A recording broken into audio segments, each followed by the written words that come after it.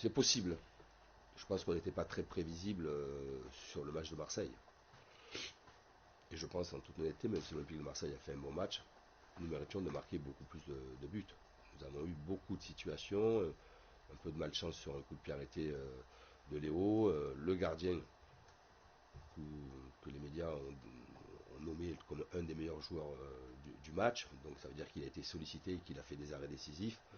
Et voilà, je crois qu'il est important de se créer des situations. Sur les matchs précédents, je vous rejoins, on a eu peu de situations, mais si je me réfère aussi au match que nous avons fait à Lyon, que nous avons gagné avec un petit but, nous avons eu beaucoup de situations et le gardien lyonnais avait été encore crédité d'une grande performance. Il est très important d'avoir beaucoup de situations. Évidemment qu'il serait plus confortable d'avoir des écarts plus conséquents pour pouvoir avoir une rotation plus importante pendant le match. Mais voilà, il y a la réalité des gardiens d'en face. Il y a aussi l'enchaînement des matchs qui font que ben, des fois on est juste un peu, on est un peu moins juste. Mais je le répète, si on se réfère au match face à Marseille, le match face à Lyon, nous avons eu beaucoup de situations. Malheureusement, les gardiens ont été très bons. Et je me rappelle aussi lors de notre première période face à Brest, nous avons eu beaucoup de situations sans malheureusement créer un écart important qui ferait que l'adversaire puisse être résigné à un certain moment. Turnover, il y a évidemment l'enchaînement des matchs. Il y aura, oui, il peut y avoir de la fraîcheur. Je réfléchis encore sur l'enchaînement des matchs. Nous avons une obligation de résultat. Tout le monde pense évidemment que le match sera facile pour le Paris Saint-Germain. Nous avons été à Reims, nous avons été en grande difficulté. Et il y a une obligation donc de victoire. Est-ce qu'on restera dans cette animation-là? On jouera à 4 derrière. Voilà. C'est la seule information que je peux vous donner. Chad, nous on l'appelle Chad. C'est nous qui est un joueur à un potentiel incroyable. Qui s'entraîne avec nous. Il est revenu très tardivement dans le groupe. Il a été victime d'une assez importante blessure musculaire. Il n'a pas fait la préparation avec nous, il n'est pas parti en stage avec nous. Le fait qu'il soit souvent dans l'effectif fait qu'il ne peut pas beaucoup jouer dans sa catégorie. C'est un joueur sur qui le club, sur qui moi-même, on fonde beaucoup d'espoir. Il est sérieux, il est prêt, il tape à la porte. Évidemment, s'il y avait eu une réflexion de continuer à jouer à 3 sur certains matchs, il aurait eu évidemment cette possibilité de pouvoir s'exprimer. Mais c'est pas parce qu'on est passé à 4 derrière, donc avec 2 défenseurs centraux, qu'il n'aura pas la possibilité de s'exprimer. Il travaille sérieusement, il est très appliqué, mais il y a une telle exigence et obligation de résultat à Paris Saint-Germain que tous les matchs sont difficiles, tous les matchs, tous les adversaires qui jouent Paris Saint-Germain essaient de faire le match de la saison, donc ça demande d'avoir un peu du vécu, un peu plus de maîtrise. Mais je le répète encore une fois, si nos matchs, on avait le bonheur de pouvoir plier nos matchs plus rapidement, évidemment qu'ils seraient rentrés en cours de match pour gagner des minutes et prendre un peu, gagner en expérience et prendre un peu la température de ce qu'est un match professionnel en Ligue 1 au Paris Saint-Germain. Non, je ne compte pas les jours qui nous séparent de la Coupe du Monde. Je suis très focus sur la performance de l'équipe, sur oui, on a eu 4 jours pour préparer, quasiment 4 jours pour préparer le match d'Ajaccio. On aura aussi un certain nombre de séances avant de préparer notre match de mardi prochain contre Haïfa. Notre méthode de travail, c'est d'intégrer à la fois, évidemment, de faire attention à la récupération au niveau des joueurs, mais de surtout ne pas les rendre inactifs, qu'ils soient toujours actifs pour éliminer à la fois la fatigue que peut générer l'enchaînement des matchs, mais aussi nous permettre de travailler sur un plan tactique, parce qu'il me semble très important que chaque joueur puisse avoir des repères de plus en plus précis selon selon les adversaires, mais aussi selon la manière dont on veut évoluer, s'il y a des changements de système, des changements d'animation.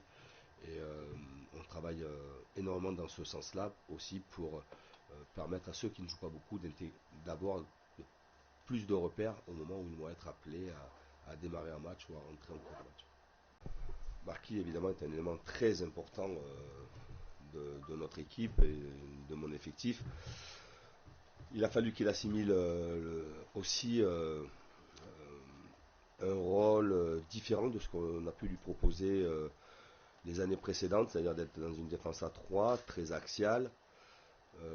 On a vu quelquefois qu'il avait des automatismes d'anticipation et que quelquefois on avait des problèmes aussi de gestion de la profondeur. J'ai trouvé qu'il a su vite rectifier le tir, mieux se positionner, avoir une meilleure lecture du jeu. Et au fil des matchs, il s'est amélioré. Il a eu aussi des matchs difficiles comme l'ensemble de l'équipe. Mais c'est un joueur qui joue et qui joue tous les matchs. Et automatiquement, avec l'enchaînement, il peut y avoir un peu de fatigue, un peu de déconcentration liée ou une mauvaise analyse d'une situation liée à des efforts importants. C'est le joueur qui gère le plus souvent chez nous la profondeur, ce qui génère beaucoup de courses à très haute intensité qu'il doit souvent répéter. Et je pense que les quelques petites erreurs de placement qu'il a pu avoir sont liées surtout à un enchaînement de matchs et un rythme très, très important le concernant. Évidemment, quand on est passé dans une défense à 4, il a évidemment beaucoup plus de repères et à la fois lui, il a ce repère dans cette défense à 4 et c'est aussi important pour lui d'avoir devant lui Marco, puisque ça fait maintenant de nombreuses années qu'ils évoluent ensemble. Oui, ça sera un moment particulier pour un père de voir un de ses garçons sur un banc de Ligue 1 à côté dans une confrontation. C'est toujours un moment, du moins je pense que ça va être un moment particulier. Il va vite falloir faire abstraction. Je sais que lui, il est plongé vraiment dans l'analyse de ce que peut être notre équipe, de comment le match peut se dérouler. C'est un garçon passionné par le football, qui n'a pas eu une carrière qu'il aurait pu penser avoir par rapport aux qualités qu'il avait. Il n'est pas passé tout simplement pour des raisons physiques. Il s'est vite projeté dans une carrière d'éducateur, de formateur, et de par ses rencontres et son parcours, il a été appelé à être l'adjoint d'Olivier Pantaloni. Il est indépendant, très indépendant. On en parle assez souvent en famille. Il a des références qui sont autres que pas les références de son père. Il étudie beaucoup, il analyse beaucoup. Est-ce qu'un jour il sera un entraîneur principal? Je ne le sais pas. Je lui dis simplement de s'épanouir dans sa fonction, d'être très, très respectueux et envers le club qui lui a donné cette opportunité et aussi son entraîneur, et d'être une vraie valeur ajoutée dans un staff technique. Un entraîneur adjoint doit être une vraie valeur ajoutée et j'insiste là-dessus. Est-ce qu'un jour il fera partie de mon staff? Il est très jeune, j'ai déjà beaucoup entraîné, donc je ne sais pas. Ben, il arrive à enchaîner parce que un, il n'a pas de problème, et deux, il est très performant.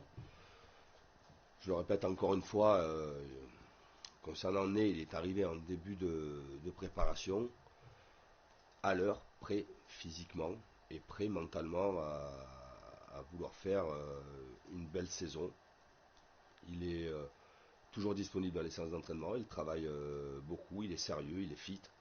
Vous savez, il n'y a pas de secret dans le football. À partir du moment où vous faites très attention à votre corps et que vous travaillez, vous mettez beaucoup de rythme et d'intensité dans les séances, les matchs sont souvent plus faciles et vous êtes, comme c'est un joueur en plus qui est confronté au duel, pour pas dire qu'il aime être aussi confronté au duel, à partir du moment où il est bien physiquement, il peut éviter des contacts, des tacles, ce qui permet de ne pas avoir de blessures sur un plan articulaire. Et que à partir du moment où il est bien physiquement, évidemment que sur un plan musculaire, cela lui permet de pouvoir enchaîner les matchs.